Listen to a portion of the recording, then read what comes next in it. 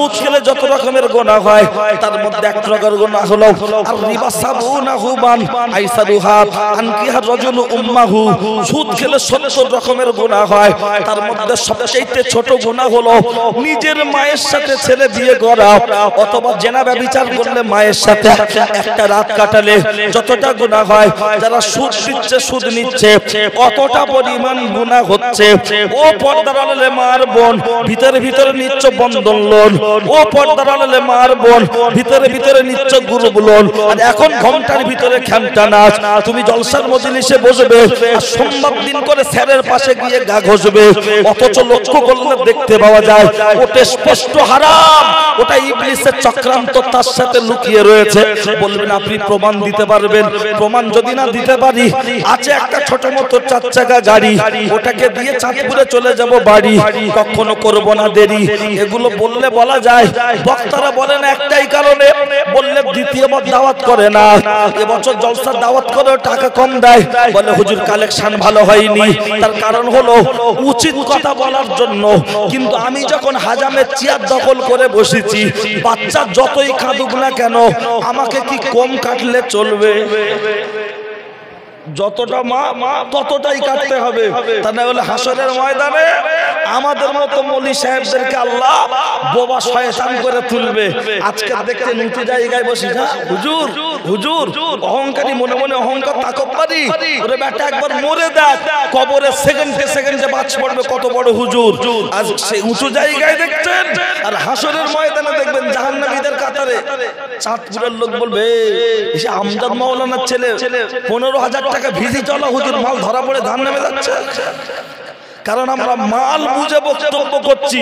সমাজে কি রোগ আছে, রোগের ট্রিটমেন্ট করতে আমরা ভুলে গেছি। আজকের পাড়ায় পাড়ায় বন্ধনে গুরুগুলোনে কি আগুন লেগেছে। বাপ হাজি সাহেব মা নামাজ পড়ে, স্বামী নামাজ পড়ে, অথচ বড় ভাবি বন্ধনের গুরুগুলোনের সেক্রেটারি হয়ে আছে। এরকম সমস্যা আছে না নাই? এটা হলো ইহুদিদের এজেন্ডা। যদি বলেন কেমন, আমি শুধু উদাহরণ দিয়ে বলেছি, কোরআন শরীফে আয়াত বলেছি, একটা হাদিস বলেছি, বাস্তবটা শুনুন। এই মায়েরা একটা আওয়াজ কম করো, বাচ্চাদেরকে চুপ করো। শোনেন, এমনি আলুর খোলা কেউ খায় না, কিন্তু চপের ভিতরে দিলে তখন আর কেউ বাদ দেয়। খালি বলে মাল গরম আছে, বলছে বিরাট, বলছে দুটো দে, বিটনুন দে, ঠেকিয়ে দিল হালারে, চলে গেল চেম্বারে। দুটো খেয়ে বলছে মারাত্মক তো, একে তুই এরকম চপ করিস, আর দুটো দে, আবার দুটো ঢেকে দিল। অথচ খানা বাড়ি, মৃত্যু বাড়ি, দেরি হয়ে গেছে, আলু ছেলা টাইম নেই, সব শুদ্ধ দিয়েছে, আলু ছিলচার খাচ্ছে, বলছে মানুষের যাত্রা, আলুটা ছিলিনি, বিরাট কিপটে, দুতলা বাড়ি, অথচ এত কিপটে কেন? আলু ছিলিনি। চন্দ্রমুখী 1 নম্বর আলু রান্না হয়েছে, ছিলিনি আপত্তি। আর এদিকে আলুর চপ তৈরি হয়েছে, রিজেক্ট আলু, পচা আলু, তা হলারে চলে যাচ্ছে। ইহুদি খ্রিস্টানরা দেখলো মুসলমানদের যদি পা দিয়ে মারাতে হয়, মুসলমানদেরকে যদি জব্দ করতে হয়, তাহলে ওদের মধ্যে কয়েকটা কাজ করতে হবে, উল্লেখযোগ্য 2টি। একটা হলো হারাম মাল খাইয়ে দাও, আর একটা হলো মাছের যেমন হুইলে খাদ্য দিয়ে মাছ ধরার চেষ্টা করে, ওই রকম অফার দাও। বাড়ির মহিলাদেরকে ঘর থেকে বাইরে বার করো, তাহলে মুসলমানরা ঈমানের দিক দিয়ে দুর্বল হয়ে পড়বে। কবে বুঝবেন? বলছে না লোন দিচ্ছে, উপকার করছে, উপকার আর কেউ করে না। দেখবেন কটা যুক্তি নেবেন। কুকুরের বাচ্চা হচ্ছে 4টে, শোরের বাচ্চা হচ্ছে 8টা, হাঁস মুরগির বাচ্চা হচ্ছে 30টা। আজ পর্যন্ত শিয়াল কোনদিন বলেছে ওগো মমতা ব্যানার্জি সরকার আমাদের জন্য 2-4টে মুরগি ছেড়ে রাখার দরকার? খাবো কি? আজ পর্যন্ত কুকুর কোনদিন বলেছে এত বাচ্চা কাচ্চা হচ্ছে খাওয়াবো কি, 2-4টে জন্ম নিয়ন্ত্রণ ট্যাবলেট দাও? আল্লাহ যদি কুত্তার বাচ্চাকে খেতে দেয়, ছাগলের বাচ্চাকে খেতে দেয়, হাঁস মুরগির বাচ্চাকে খেতে দেয়, আমরা আশরাফুল মাখলুকাত, সৃষ্টি জগতের শ্রেষ্ঠ, আল্লাহ আমাদেরকে রিজিক দেবেন না? শোনেন, বললে অনেক কথা।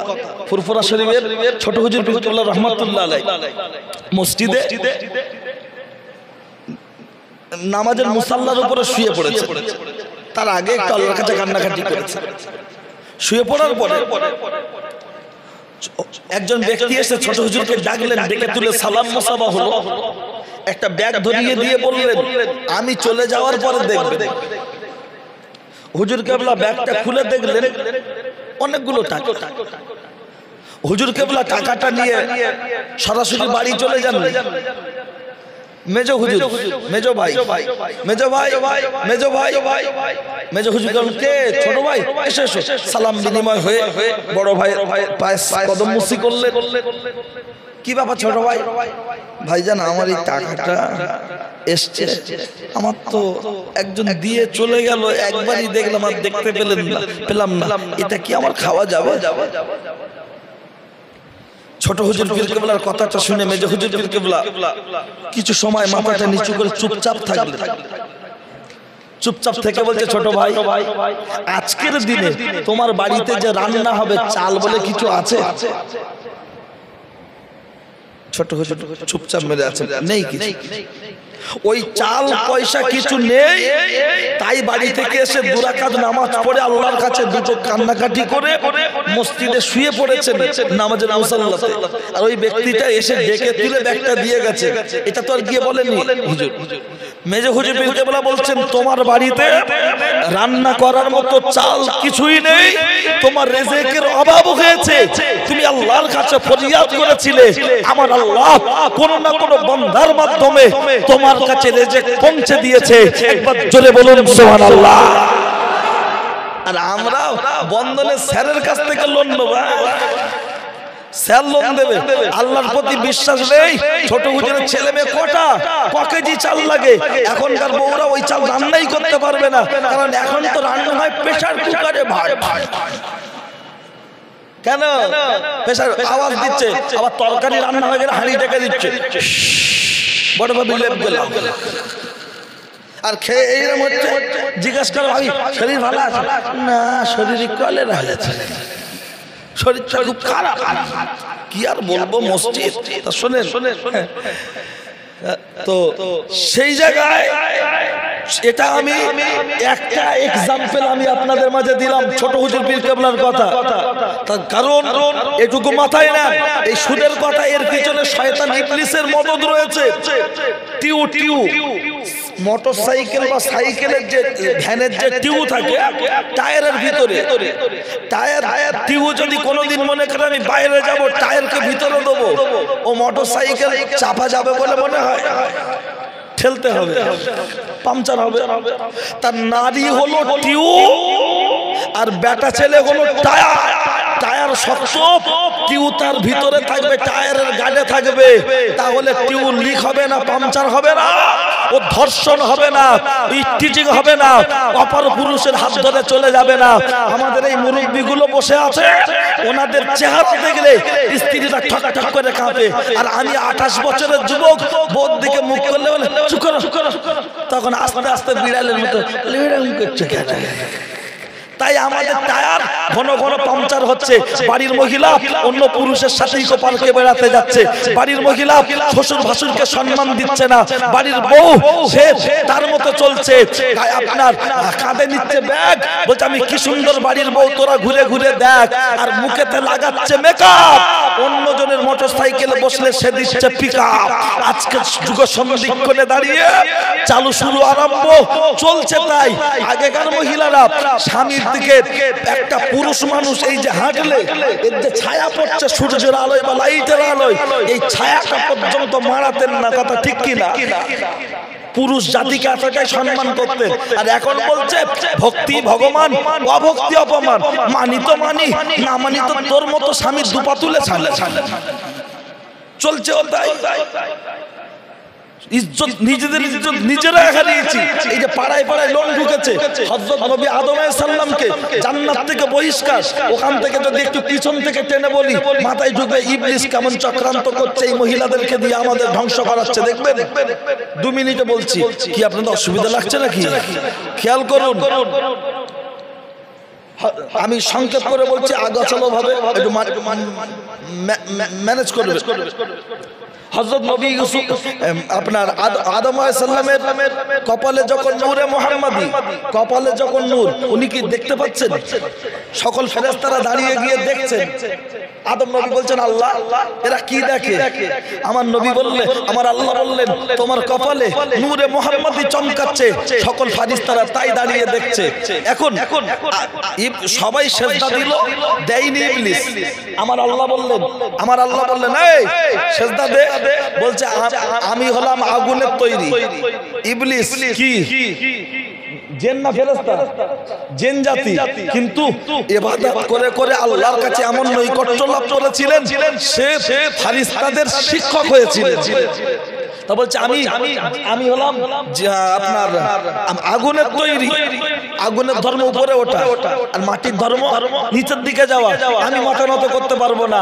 আল্লাহ বললেন, আবা ওয়াস্তাকবার ওয়া কানা মিনাল কাফিরিন, দূর হ, বেরিয়ে যা, বেরিয়ে যা। যখন বার করে দিচ্ছে, সকল ফেরেশতারা আরো একটা সিজদায় পড়ে গিয়েছিলেন। ওখান থেকে শুরু হয়েছে এক রাকাত নামাজে 2 সিজদা। অনেক কথা, তার সার কথা হলো এটাই।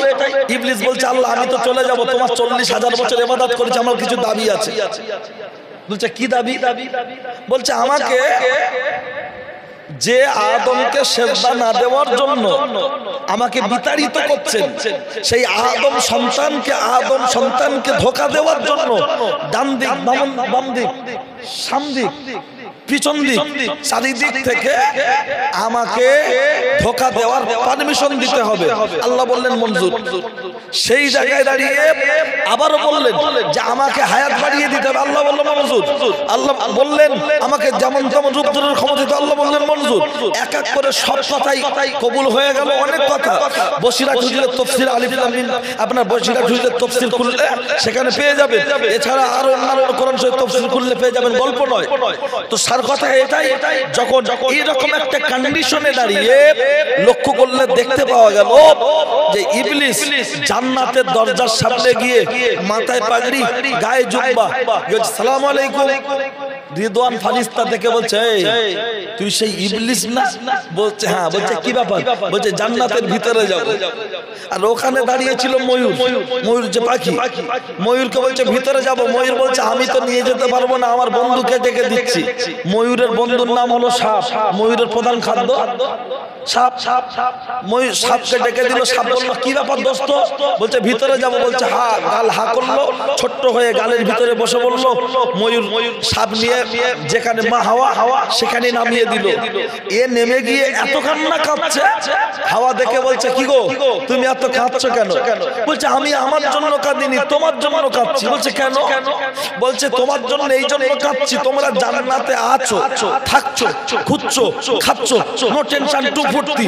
এই জান্নাত থেকে আল্লাহ তোমাদের তাড়িয়ে দেবে, বার করে দেবে। সেদিন তোমরা কি করবে? ওই কথা ভেবে আমি কাঁদছি। যদি জান্নাতে থাকতে চাও, ওই নিষিদ্ধ গাছের ফলটা ছিঁড়ে চট করে খেয়ে নাও। কিন্তু আল্লাহ যা বলেছেন, ইবলিস তার সম্পূর্ণ উল্টো বলছে। বলছে না? বলছে না। আরে খাওয়া তো দূরের কথা, ওয়ালা তাকরাবা হাযিহি শাজারা, খাওয়া তো দূরের কথা, গাছের ধারে কাছে যাওয়া নিষেধ। ইবলিস বলছে জান্নাতে যদি থাকতে হয় চট করে ছিঁড়ে খেয়ে নাও। মা হাওয়া ছিঁড়ে খেয়ে নিলেন। ইবলিস বলল শুধু তুমি একা খেলে হবে না, তোমার স্বামীকে খাওয়াতে হবে। বন্ধনের গুরুগুলম থেকে কি বলছে? তোমার একার ফটো দিলে হবে না, স্বামী স্ত্রীর জয়েন্ট ফটো দিতে হবে। বলছে না? বলে না? স্বামী স্ত্রীর জয়েন্ট দাও, জয়েন্ট। আরো কথা মনে রাখুন উপস্থিত জনমণ্ডলী, তখন ইবলিস এও বলছে তোমার স্বামী রাজি হবে না, কিন্তু যে কোনো মূল্যে ছলে বলে জান্নাতি শরবতের সাথে জুস বানিয়ে যদি খাওয়াতে পারো তাহলে থাকতে পারবে। আজকের মহিলাদের পাড়ায় পাড়ায় বলছে এখন আর সিটি গোল্ড পরার যুগ আছে, আমাদের গ্রুপিং হোক, লোন নে, এগুলো খুলে দে, নতুন মাল কর, সপ্তাহে সপ্তাহে গ্রুপি টাকা জমা দিবি, এখন তুই হাতে দিবি, মেয়ে বড় হলে বেশ সময় দিয়ে দিবি। একদম অঙ্ক মিলিয়ে দেবো, কিন্তু বাড়াবো না, শুধু 60টা একটু দিচ্ছি। সেই জায়গায় দাঁড়িয়ে মা হাওয়া জান্নাতি ওই যে নিষিদ্ধ গাছের ফলটা ছিঁড়ে মিক্সচার করে শরবতের সাথে দিয়ে আদম নবীকে যখন খাওয়াতে গেলেন, আদম নবী গালে ঢাললেন, বুঝতে পেরেছেন, গলাটা চেপে ধরে গালে আঙুল দিয়ে তুলে বার করে দিলেন। খানার নাই খান, কিন্তু সেটা মেন কথা নয়। মেন কথা হলো গাছের ধারে কাছে যাওয়া যাবে না। গায়ের পোশাক খুলে পড়ে গেল, আল্লাহ জান্নাতি কুদরতি ভাবে ঢেকে দিলেন হাওয়া এবং আদম। পাশে ছিল পেয়ারা গাছ, পাতা দাও। আদম নবীকে দেয়া হলো 3টে পাতা। পুরুষ মারা গেলে কাফনের কাপড় ওখান থেকে শুরু হলো 3টা, আর মা হাওয়াকে পাতা দিলেন 5টা। মা ওখান থেকে শুরু হলো, নারী মারা গেলে 5টা কাফনের কাপড়, 5টা 3টা এমন করে দিয়ে ঢেকে দিয়ে আদম এবং হাওয়া দুজনের পেশাব পায়খানার প্রয়োজন। আল্লাহ বললেন এটা জান্নাত, এখানে পেশাব পায়খানা হবে না, জান্নাত থেকে তোমাদের বেরিয়ে যেতে হবে, পরিষ্কার করা হবে। কিন্তু জান্নাত থেকে বেরিয়ে যাওয়ার আগে কয়েকটা শাস্তি শুনে রেখে দাও। ও হাওয়া, তোমার শাস্তি, তুমি সবচাইতে বড় অপরাধী। তোমার শাস্তি হলো পুরুষ নারী জাতির ভিতরে কোন নবী আসবে না। আরো শাস্তি হলো তোমার শরীর থেকে তুমি যেমন গাছের নিষিদ্ধ গাছের ফলটাকে ছিঁড়ে গাছটাকে আটা জড়িয়ে রক্তাক্ত করেছো, তোমার যত কন্যা সন্তান দুনিয়ার বুকে আসবে তাদের শরীর থেকে এরকম ব্লাড ঝরবে, যেটা মায়েদের মাসে মাসে নাপাকি ঝরে, মিলছে না, মেলে না। শুধু তাই নয়, লক্ষ্য করে বলা হলো, ও হাওয়া, আরো শাস্তি হলো তোমাদের বেটা ছেলেরা, তোমাদের ছেলেরা সম্পত্তি যা ভাগ পাবে তার থেকে তো মেয়েরা ভাগ পাবে কম, ওদের বুদ্ধিও কম, ভাগে জমি জায়গাও কম। লক্ষ্য করলে দেখতে পাওয়া যায়। আরো শাস্তি বলা হলো, ও হাওয়া, আরো শাস্তি শুনে রেখে দাও। যেখানে পুরুষ মানুষ একজন সাক্ষী দেবে, তার এগেইনস্টে মহিলা সাক্ষী দিতে গেলে সেখানে লাগবে 2জন। তাই তো চলে সমাজে। শুধু এরকম করে অনেক শাস্তি আর নয়। আর হাওয়াকে, আদম নবীকে ডেকে বলা হলো, জান্নাতের ভিতরে আছো, খাচ্ছ, ঘুরছো, খাচ্ছ, তোমাদের তেমন কিছু করতে হতো না, কিন্তু তোমার জন্য শাস্তি হলো দুনিয়ায় গিয়ে ফসল ফলিয়ে খেতে হবে। এটা হলো একটা শাস্তি। কথা দীর্ঘ করব না, লক্ষ্য করলে দেখতে পাওয়া যায়। আর দুজনের মধ্যে আরেকটা শাস্তি, একজন শ্রীলঙ্কা আর একজন জেদ্দা। ও পর্যন্ত মনে রাখুন, জান্নাতের ভিতরে ছিল পাখি, ময়ূর, সাপ, পেয়ারা গাছ। আল্লাহ সাপ পেয়ারা গাছকে ডেকে বলা, ময়ূরকে ডেকে বলা হলো, ও ময়ূর, তোমার জন্য 300 শাস্তি। ময়ূরের মোট ডানার সংখ্যা, পেখমের সংখ্যা হলো 600। তোমাকে 2টো ডানা দেওয়া হবে, 598টা ডানা জান্নাতে থাকবে। এই 2টো পেখম নিয়ে তুমি বাইরে যাবে।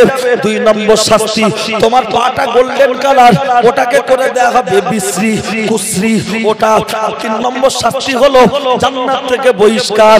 তখন সাপকে ডেকে বলা হলো, ও সাপ, এদিকে চলে আয়, তোর জন্য 3টে শাস্তি। একটা শাস্তি হলো সাপের বুকে ছিল পাপ, সমস্ত পা গুলো খুলে নেওয়া হলো। সাপের শাস্তি হলো যত জীবন বাঁচবে দুনিয়ার বুকে ও বুক দিয়ে হেঁটে ঘষে ঘষে হাঁটতে হবে।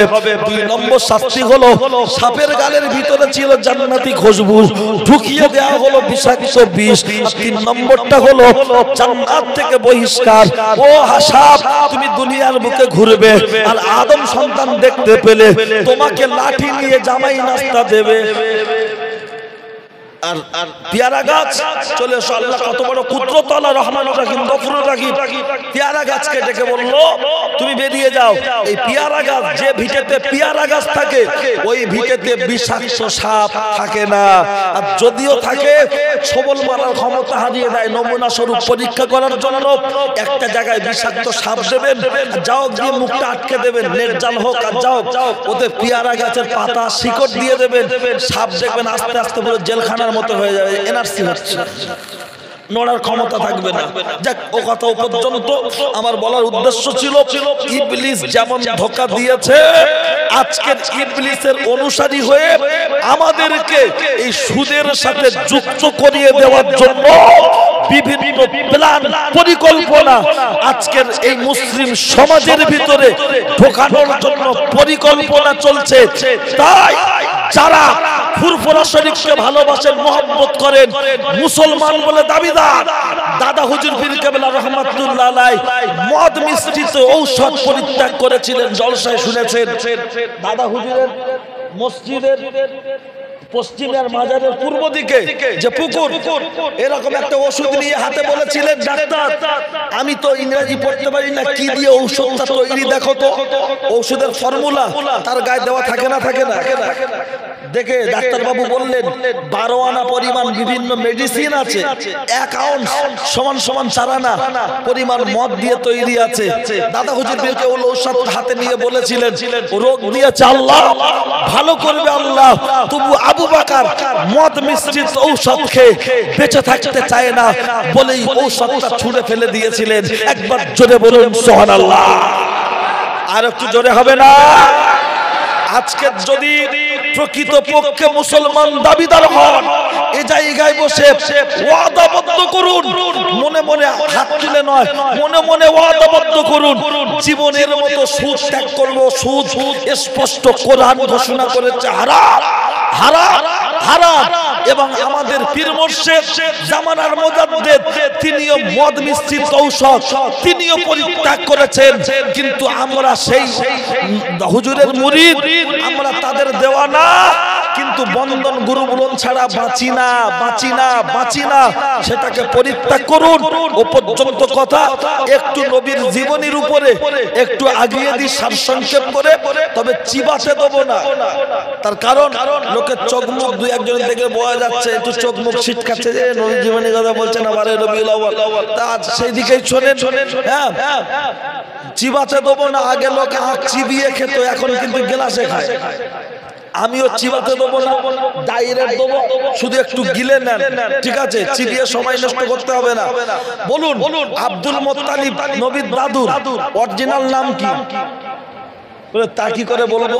তার নাম হলো সাহেবা। ঠিক, তার নাম সাহেবা। নবীর জীবনের উপরে বহু কিতাব এসেছে, সিরাতে ইবনে হিসাম, সিরাতুল নবী, সিরাতে মুস্তাফা, আপনার শানে হাবিবুর রহমান, তারিখে হাবিবে ইলাহ, আর রাহিকুল মাকতুম, প্রামাণ্য কিতাব। লেখকরা লিখতে লিখতে লিখেছেন লা ইমকিনু সানাউ কামা কানা আকু ইয়া রাসূলুল্লাহ। আপনাকে নিয়ে যতটা লিখলে হতো, বললে হতো, গাইলে হতো, ততটা আমরা লিখতে, গাইতে, বলতে পারিনি। তাহলে সেই লেখক তারা লিখেছেন 4000 পৃষ্ঠা, 5000 পৃষ্ঠা, 7000, 10000 পৃষ্ঠা কিতাব লিখে বলছে যতটা লিখলে হলো, লিখলে হতো ততটা লিখতে পারিনি। আর আমরা সেই নবীর উম্মত এবং ছোট দুপাতা পড়া মৌলভী সাহেব, আমরা বলবো সব বুঝে গেছি, সব জেনে গেছি। এটা কি সম্ভব বাবা? এ বাহাদুরি নয়। তাই এক একটা লেখক এক এক রকম ভাবে লিখেছেন, ভুল ত্রুটি আল্লাহ ক্ষমা করবেন। আমি দুটো কথা বলার ছোট্ট করে একটু বলার চেষ্টা করছি, খেয়াল করুন।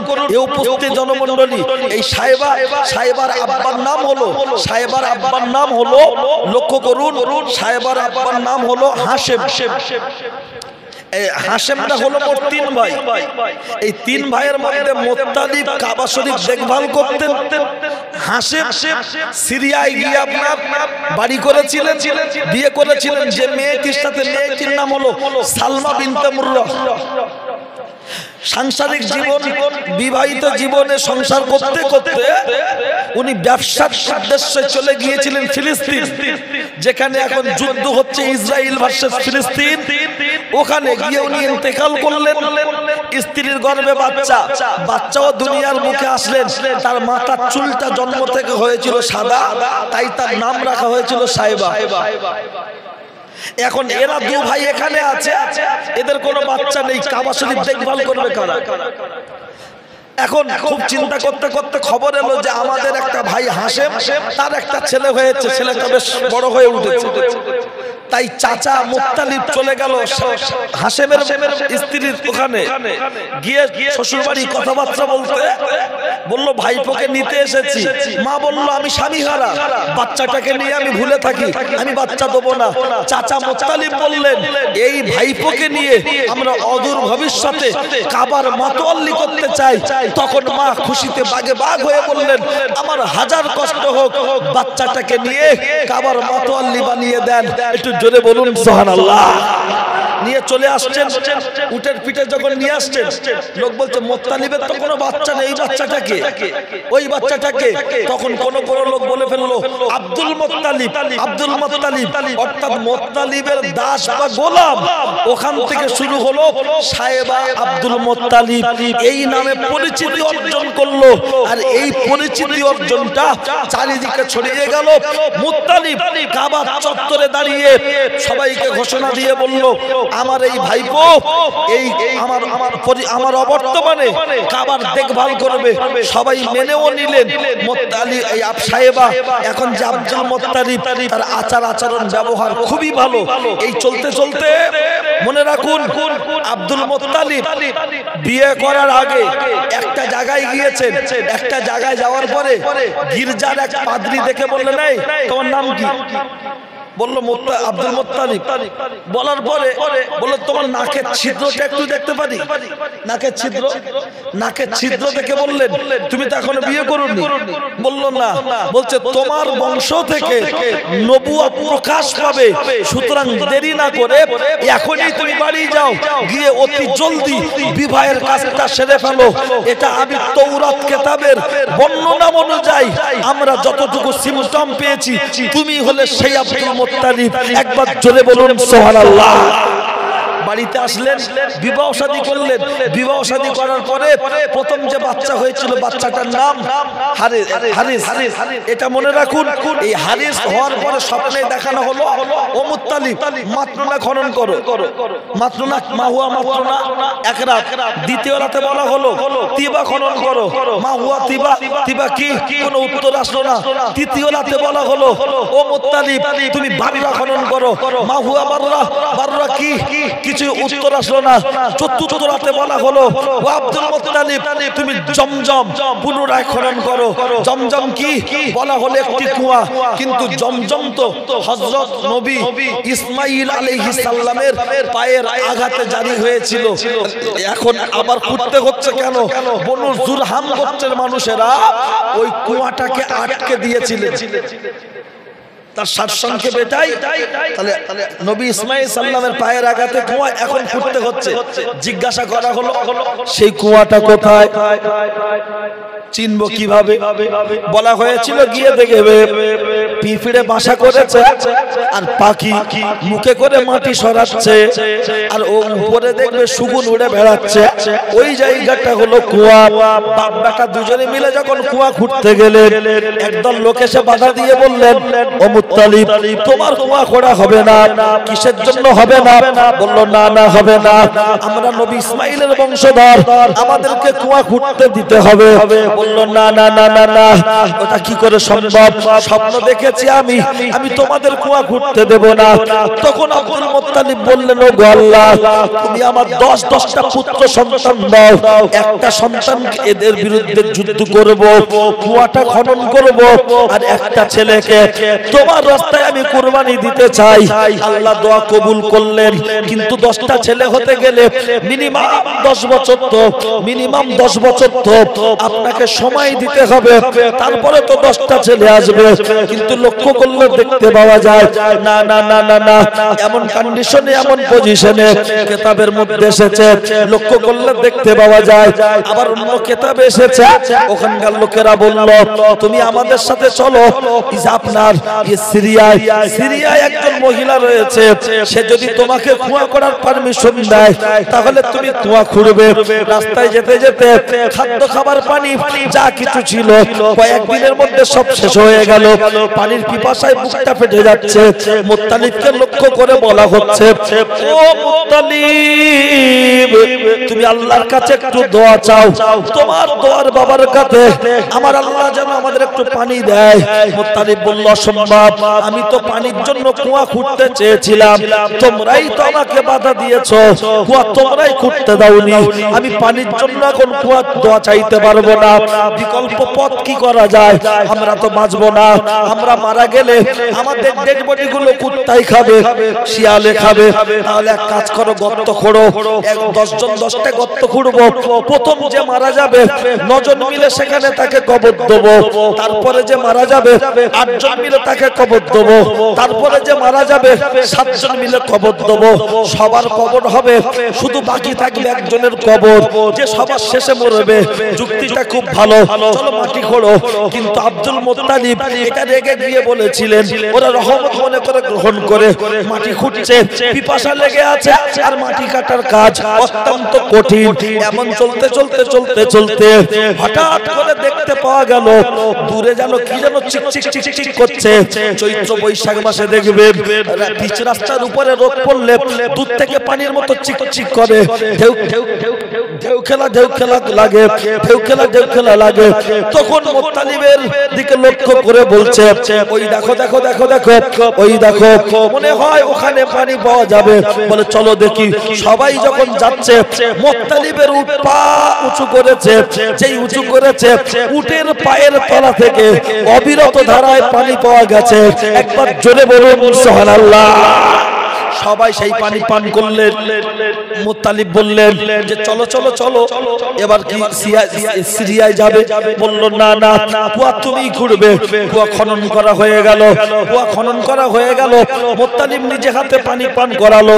এদিক থেকে আল্লাহ স্বপ্নে দেখাতে লাগলেন, ও মুত্তালিব মুত্তালিব, বলো বলো বলো বলো বলো বলো, তুমি তো ওয়াদা করেছিলে 10টার মধ্যে একটা ছেলেকে কুরবানি দেবে, এখন কি কুরবানি দেবে না? কাকে কুরবানি দেবে ঠিক করো। মুত্তালিব 10টা ছেলেকে ডেকে বলল, ও আমার ছেলেরা, আমার তো নিয়ত করা ছিল, আমার তো মান্নত করা ছিল 10টার মধ্যে একজনকে কুরবানি দেব।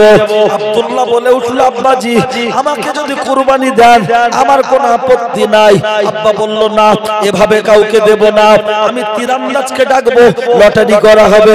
কিতাবের মধ্যে এসেছে তীরন্দাজকে যখন ডাকা হলো, তীরন্দাজ লটারি শুরু করলো। আব্দুল্লাহর নাম চলে আসলো। আব্দুল্লাহর নাম আসতে এক হাতে তলোয়ার আর এক হাতে আব্দুল্লাহ, আব্দুল্লাহকে জবাই করা হবে। একদল লোকেরা বলতে লাগলো, ও মুত্তালিব তুমি কি পাগল হয়ে গেছো?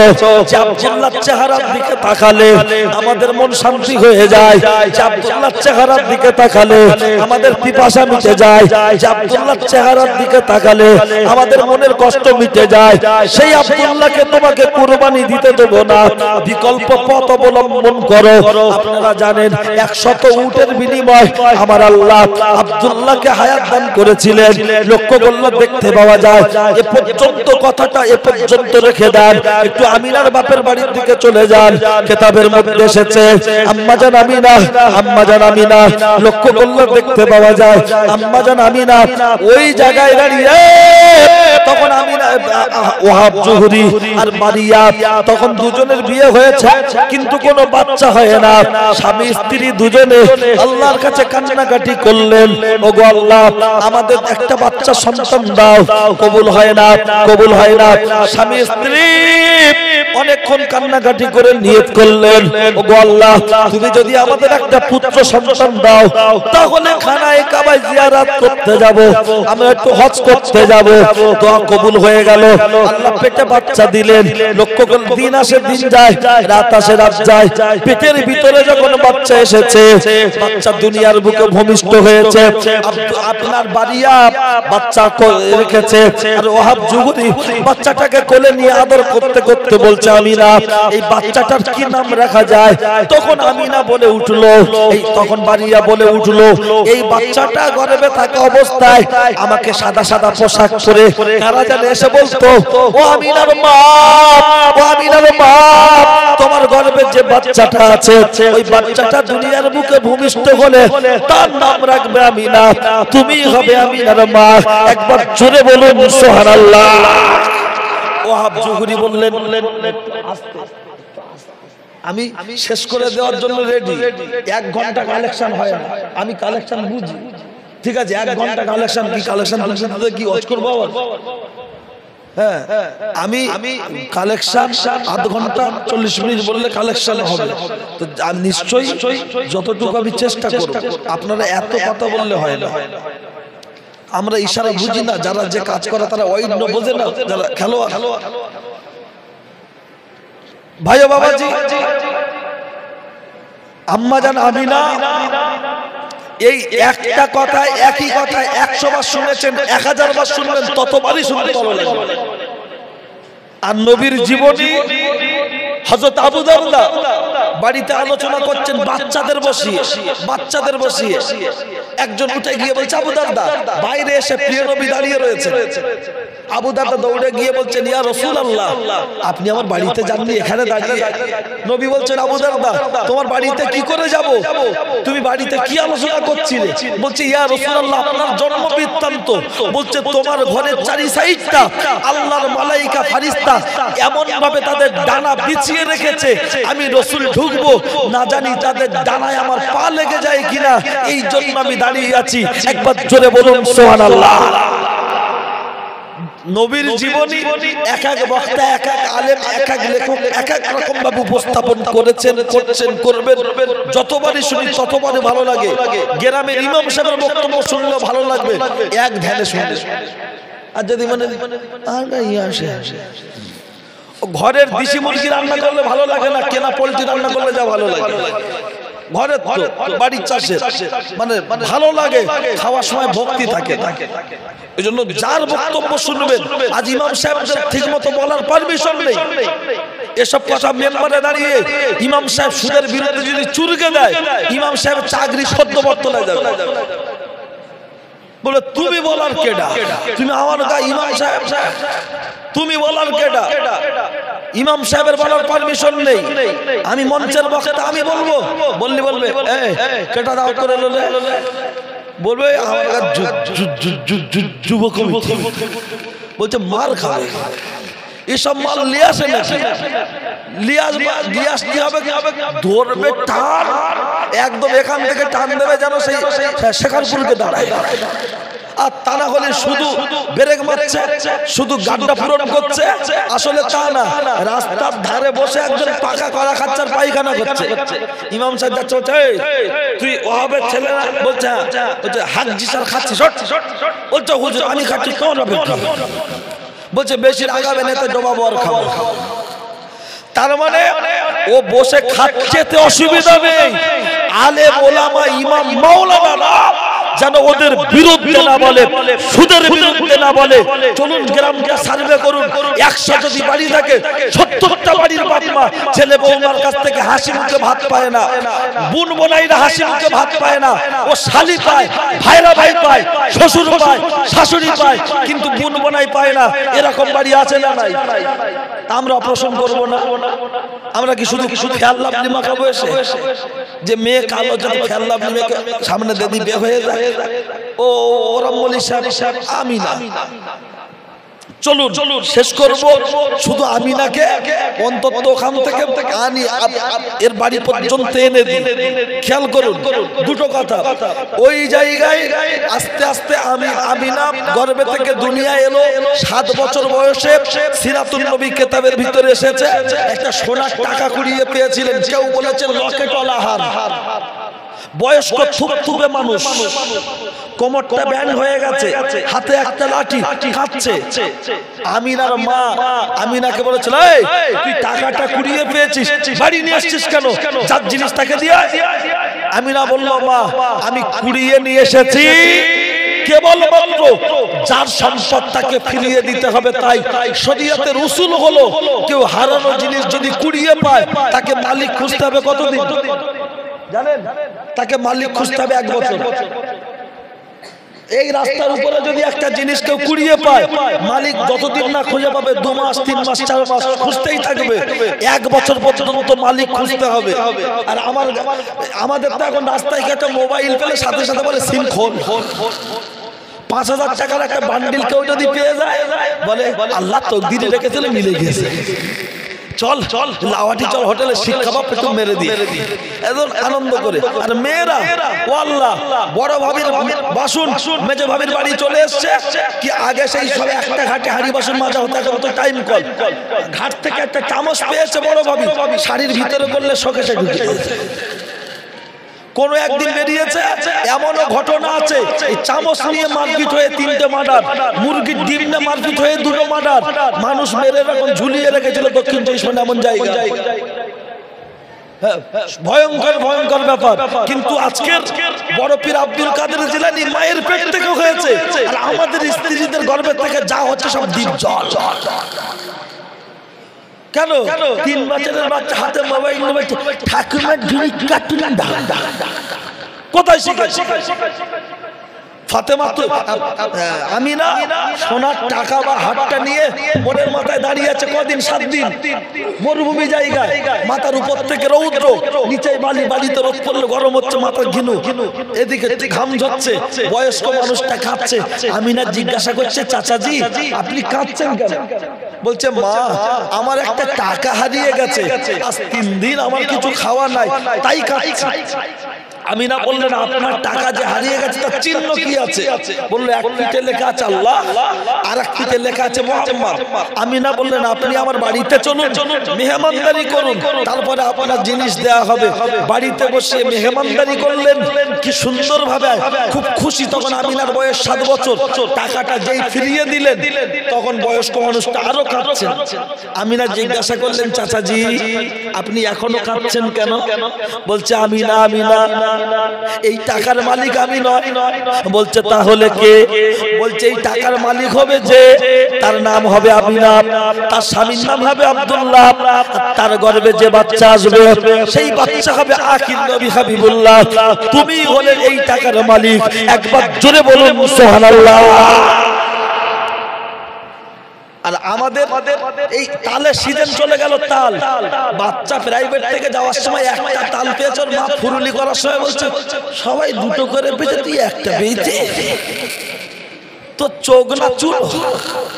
ওই পুরনো তালে ফুরুলি করে খাবে, ও থেকে আল্লাহর ওলি বাচ্চা হবে, ও তো কাঞ্চন মল্লিক হবে হয়ে মনে রাখুন। আম্মাজান আমিনা আস্তে আস্তে বড় হয়ে গেল, বিয়ের উপযুক্ত হলো, বিয়ের খবর আসছে, বিয়ে দেবে না, কারণ উপযুক্ত ছেলে পাচ্ছে না। এদিক থেকে ওয়াহাব জুহুরি কাবায় হজ করতে আসলো। আব্দুল মুত্তালিব আর ওয়াহাব জুহুরি দুজন ছিল ছোটবেলার বন্ধু। দূর থেকে দেখে সালাম কালাম হয়ে বলছে, তোমার নাম আব্দুল মুত্তালিব, তোমার নাম ওয়াহাব জুহুরি। ও আমরা তো আগে বন্ধু ছিলাম বলে একে অপরকে জড়িয়ে বিভিন্ন গল্প হতে হতে, সাংসারিক কথাবার্তা হতে হতে, এ বলছে আমার মেয়ের বিয়ে দেবো, ছেলে খুঁজে পাচ্ছি না বলো। ও বলছে আমার মেয়ের বিয়ে দেবো, ভালো মেয়ে খুঁজে পাচ্ছি না। বললো তোমার মেয়ে আমার ছেলের সাথে দেওয়া হোক। বললো আলহামদুলিল্লাহ। বাড়ি গিয়ে যখন খবরটা বলেছেন, আমিনা শুনে খুব হাসছে। আমিনাকে জিজ্ঞাসা করা হচ্ছে, আমিনা তুমি হাসছো কেন? এর আগে যত বিয়ের খবর এসছে তুমি রেগে গিয়েছো, আজকে হাসছো। বলছে, আব্বাজি আমি যখন রাস্তা দিয়ে একা একা হাঁটি, কে যেন আওয়াজ দিয়ে বলে, ও আমিনা, ও আমিনা তুমি ধন্য, আমাদের সালাম নিও, তুমি হবে আব্দুল্লাহ সহধর্মিনী। একবার জোরে বলুন সুবহানাল্লাহ। তাই আজকে তুমি যখন এসে খবরটা বলছো, আমার বিশ্বাস, আমার যে আওয়াজটা কানে ভেসে আসতো যে আব্দুল্লাহর কথা, আজকে সেই আব্দুল্লাহর সন্ধান মিলেছে, তাই আমি মনে মনে খুশি। আর একবার বলবেন সুবহানাল্লাহ। কথা আমার দাওয়াত করলে কোনোদিন মসজিদের বাইরে করবে না, আমি মসজিদের বক্তা না, বাইরে করবেন, 2টো কথা গুছিয়ে বলা যাবে, কথা বাড়াবো না, যেহেতু ফজরের নামাজের ব্যাপার। এখন আগামী বছর জলসা হবে, নিচেই যা হাড়ি